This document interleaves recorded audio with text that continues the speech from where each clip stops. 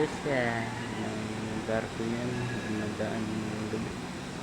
dumadaan sa mga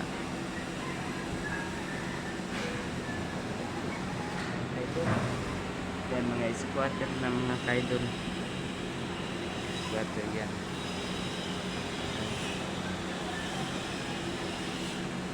Yan kaidol, limak yan mga kaidol. Yan niyagi yan parko mga kaidol, tubo mga kaidol, galing sa may kaidol,